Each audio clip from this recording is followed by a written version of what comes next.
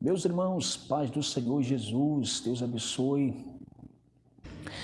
Eu quero ler, deixar uma palavra de Deus ao seu coração que se encontra aqui em Marcos. Como perseverar, como trilhar o caminho do milagre, como trilhar o caminho das promessas de Deus. E aqui a gente vai ver, no capítulo 5, versículo 21 a seguir, nós vamos tirar alguns exemplos de um homem chamado Jairo. Um dia ele precisou de um milagre. Quem sabe ele nunca tinha se deparado com uma situação tão difícil, tão complicada, tão sem saída como aquela. A Bíblia diz que ele era um príncipe da sinagoga, um homem muito importante, um homem muito respeitado, um homem que, quem sabe, antes desta necessidade, da enfermidade mortal da sua filha, de repente ele nunca tinha pensado, nunca tinha sentido tanta necessidade de aproximar de Deus como naquele momento. Embora sendo ele um príncipe da sinagoga. De repente ele acreditava nos seus próprios métodos, né? Achava que já estava perto de Deus, porque tem gente que está tão longe de Deus e acha que está tudo certo. E aí, às vezes é necessário a dificuldade vir, é necessário o sofrimento vir, para esta pessoa enxergar o quão longe estava de Deus e o quanto necessita, quanto precisa aproximar de Deus. Então vamos ver aqui, versículo 1.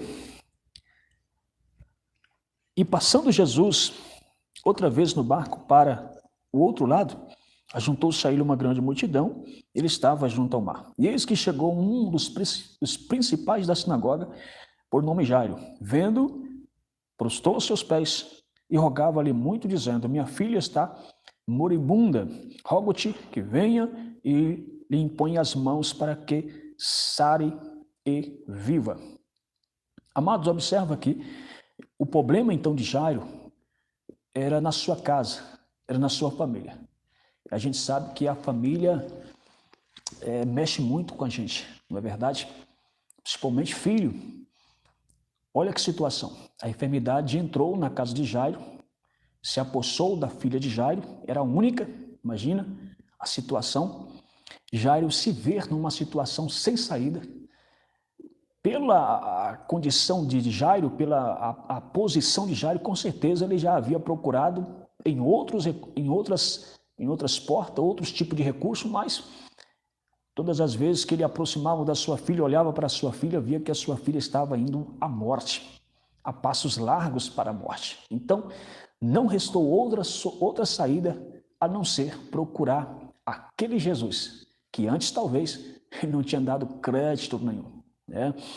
E aí ele chega aos pés do Senhor, e olha que bonito que ele faz, né? No versículo 23, ele roga-lhe muito, dizendo: rogar aqui é pedir com insistência, perseverar, pedir várias vezes. Só que aqui, ele pede, só que veja na parte B do versículo 23, ele está como que, não sei se por causa da pressão do momento, ele está tipo que ensinando Jesus como Jesus deveria trabalhar, né? Observa, rogo-te que venha, venha, ele impõe as mãos para que sare e viva. Então, Jesus, vem comigo, quando chegar lá, o Senhor coloca a mão sobre a cabeça dela, sobre ela, e aí o Senhor cura e ela vai viver. Então, observa a oração de Jairo. E às vezes, no sofrimento, nós pedimos também de igual modo. Nós acreditamos que o nosso método é o método certo. Às vezes nós confiamos nas nossas formações, na nossa inteligência e queremos que Deus faça exatamente como a gente acha que tem que ser. Mas, meus irmãos, o nosso Deus, Ele é Deus. Ele não precisa dos nossos métodos. Os métodos são dele. Tá certo? Quando nós queremos impor os nossos métodos, queremos ensinar Deus a trabalhar, isso pode tardar o milagre de Deus em nossas vidas. Certo? Então nós devemos rogar a Deus, lançar aos pés do Senhor, mas com humildade, falando: Deus, seja feito a tua vontade. Faça como o Senhor acha que é melhor. Inclusive, na oração do Pai Nosso, Jesus ensina, né? Seja feito conforme a sua vontade, seja feita a tua vontade, não a nossa vontade. No jardim do Getsêmani, por mais doloroso que estava sendo para Jesus, ele faz uma oração assim: Depois que ele fala, né, faça que passe de mim este cálice, depois ele volta atrás. Ele fala assim, todavia, não faça como eu quero, mas como tu queres. Se até Jesus confiou na soberana vontade de Deus, quem somos nós? Então, a primeira coisa que nós aprendemos aqui, irmão, é, nessas poucas palavras, tem situação que Deus permite vir acontecer conosco para nos mostrar o quão pequenos somos, mesmo que tenhamos formações, nomes, conhecimentos, mas tem situação que nos mostra quão pequeno a gente é. Segundo, tem situação que Deus permite vir apenas para abrir os nossos olhos, para enxergarmos o quanto precisamos de Deus. Tem sofrimento que vem para nos aproximarmos de Deus. Tem gente, quantas pessoas que aceitou Jesus por causa de um sofrimento, por causa de uma luta, por causa de uma situação difícil, a pessoa viu que não tinha para onde ir, então foi para a igreja. E quando foi, ouviu a palavra, o Espírito Santo trabalhou no coração e hoje está na presença de Deus. É aquela famosa frase, né? Que não vem pelo amor, vem pela dor. E aí, então, em quarto lugar, nós aprendemos que nós precisamos rogar, pedir, mas pedir com humildade, confiando que os métodos de Deus são melhor, tá certo? Em quinto lugar, a gente aprende aqui no versículo de número 24, e foi com ele e seguiu uma grande multidão que o apertava. Em quinto lugar, o que a gente aprende? É que mesmo as nossas orações sendo imperfeitas, mesmo nós não sabendo pedir, Jesus age por misericórdia. Olha que quão grande é o nosso Deus.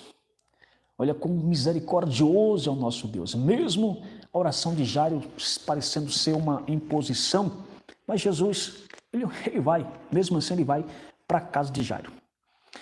Mas lembra que eu falei, a forma como nós oramos pode tardar um milagre de Deus em nossa vida? Observa que Jesus vai andando e parece que eu vejo Jesus andando tranquilamente. Vai devagar, vai calmo. Jairo apavorado porque a situação era urgente, mas Jesus parece não estar nem aí para a urgência que Jairo achava que precisava. Então Jesus está indo e observa, irmão, que do versículo de número 25, versículo 24, até o versículo de número, você quer ver? Versículo 27, vai aparecer uma mulher que tinha um fluxo de sangue. Olha a situação. Uma mulher que tinha um fluxo de sangue. E Jairo está lá, Jesus, atende, vamos logo, coloca a mão sobre minha filha, porque senão vai morrer. E Jesus vai tranquilamente. Aparece uma mulher. Jesus vai dar atenção para esta mulher. Vai curar esta mulher. Depois que esta mulher toca em Jesus, Jesus para e pergunta, quem me tocou? Imagina a pergunta parece tão assim, desnecessária em nossa ótica, é claro, mas para Deus tinha um grande sentido e tem. Mas observe que Jesus atende a mulher e ainda pergunta algumas vezes, quem me tocou? Quem me tocou? Quem me tocou? Jesus aguarda a mulher se manifestar com tal testemunho do que acontecera.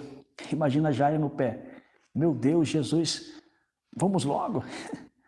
Se o Senhor demorar... E observa que a situação da filha de Jairo era questão de minutos ou horas.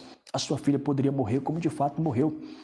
E a mulher do fluxo de sangue, e a sua situação talvez não era tão urgente como a filha de Jairo. Mas mesmo assim, esta mulher recebe o milagre primeiro. Ela foi curada primeiro. Olha a diferença da busca de Jairo para a busca desta mulher.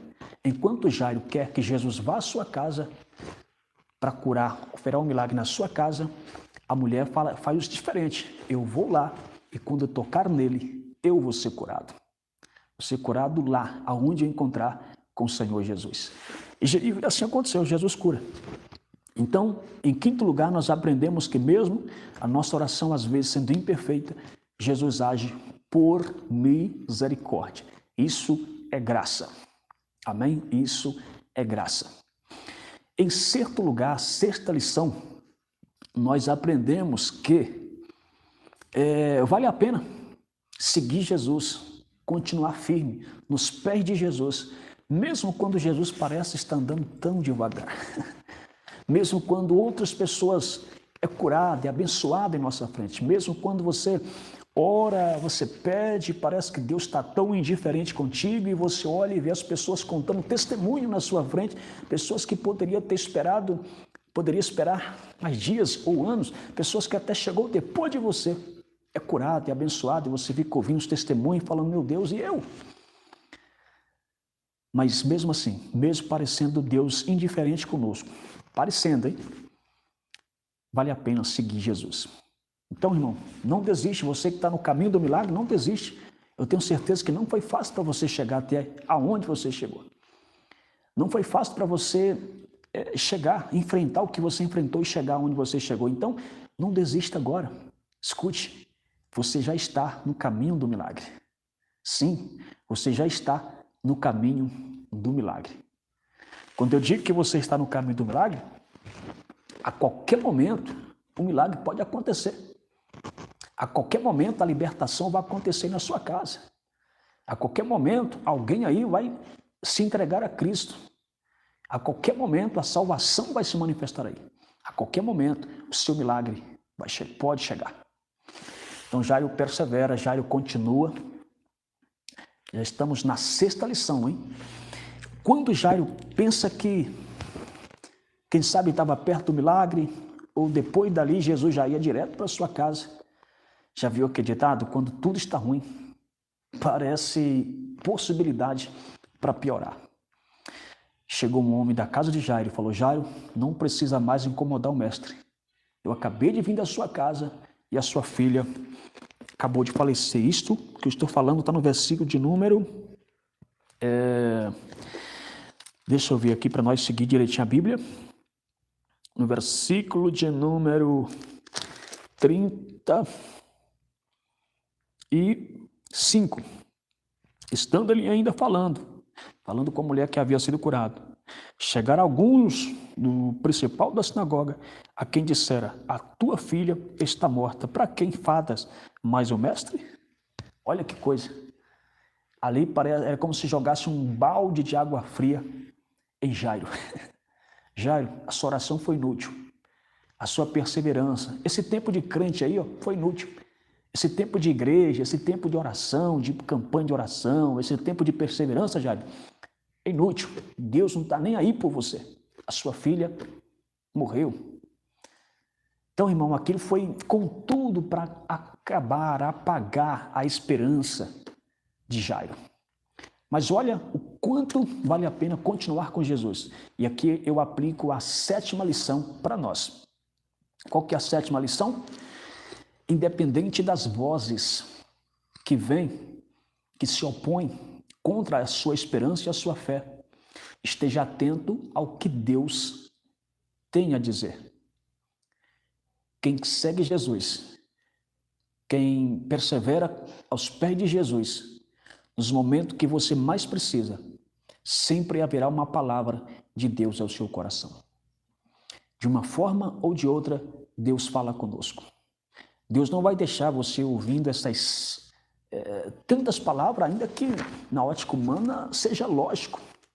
Mas o que prevalece é a palavra de Deus. E aqui, irmão, imagina que Jairo já estava no fim do caminho para receber o milagre. Exatamente nesta altura, muita gente acaba perdendo a bênção, acaba chutando tudo para o ar. Porque eles ouvem as palavras negativas. E às vezes até as pessoas, às vezes até está certo. Na ótica humana, realmente, chegou o fim, realmente não tem mais para onde ir. Mas quando você para ouvir o que Jesus tem para falar, surge a esperança, aonde parecia não ter mais. Então, ouve sempre a voz de Deus acima de qualquer outra voz, ainda que seja lógica. Ok? E a gente sabe que a fé vem pelo ouvir, e o ouvir a palavra de Deus. Certo? Quando Jairo ouve aquela palavra, a fé de Jairo é fortalecida. E o que acontece? Jairo continua aos pés do Senhor. Tá bom?